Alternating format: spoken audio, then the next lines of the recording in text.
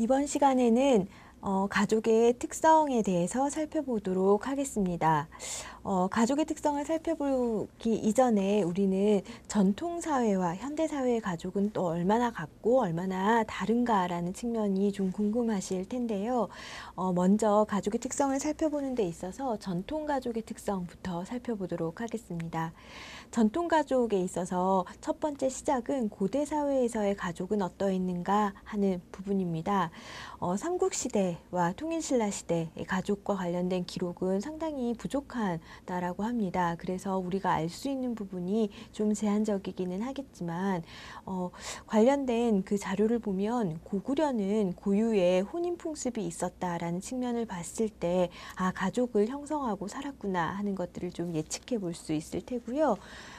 서류부가제나 서옥제와 같은 그런 제도를 통해서 혼인을 했구나라는 것들을 알 수 있을 텐데, 신랑이 신부 집으로 와서 혼례를 치르고 자녀를 낳고 머물다가 자녀가 성장하면 신라 본가로 아내와 자녀를 데리고 가서 다시 사는 제도를 우리 서류부가제라고 한다고 합니다. 고구려의 아주 고유의 혼인 풍습이라고 보실 수 있겠습니다.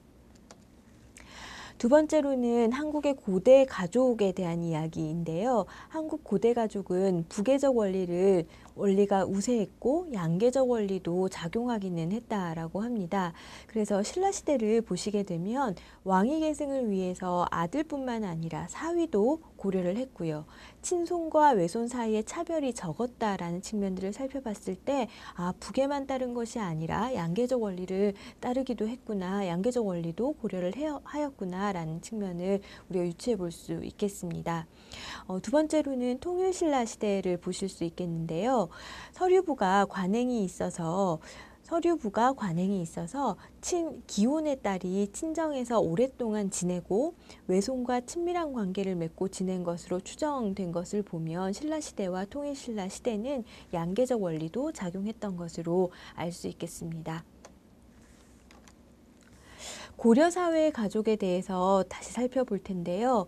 고려사회와 관련된 자료를 통해서 살펴본 혼인 후 거주 형태, 그리고 혼인 연령, 그리고 혼인의 형태, 그리고 재혼, 입양이나 상속과 관련된 부분들을 우리가 알 수 있었다라고 합니다.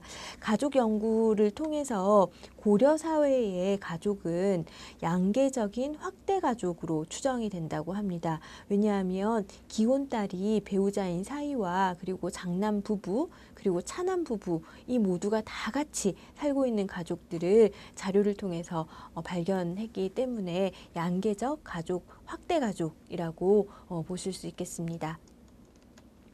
고려 사회의 가족은 고려 후기까지도 서류부가 전통이 계속적으로 존속이 되었다라는 것을 알 수 있었고요.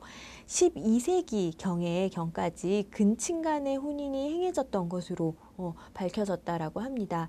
또 고려 말까지는 동성 간의 혼인이 상당수 행해지는 그런 사례들도 있었다가 고려 말기가 되면서는 감소 추세를 보였다라는 측면에서 어떤 변화의 흐름을 아실 수 있으시겠죠. 또 부부 연령 차이는 남편 연상형이 훨씬 더 지배적이었고요. 일부 다처제가 존재했었던 사회였다고 합니다. 그리고 고려사회의 특징으로는 자유롭게 재혼이 가능했다라는 측면에서도 고려사회의 특징을 보실 수 있겠습니다. 그렇지만 입양은 적었었고요. 그리고 양자만이 아닌 양녀 입양도 존재했다라는 측면에서 고려사회가 가지는 문화적인 속성을 우리가 좀 엿볼 수 있겠지요. 그래서 아마 양녀가 입양되었다라는 측면을 보았을 때는 가계계승을 위한 입양의 성격은 보다 좀 적었지 않았나라고 보실 수 있겠습니다. 고려 사회는 상속에 있어서는 부계 우위, 아버지를 따르는 쪽에 양계적인 특징을 좀 가졌고요. 부계 우위이면서도 양계적인 특징을 좀 가졌고요. 아들과 누이의 아들, 그리고 친조카, 사위, 손자 이렇게 전승되는 것들을 좀 보실 수 있었습니다. 또 일부 가족에는 족보를 발행한 그런 기록들이 있는가 하면 또 이 족보에는 출생 순서를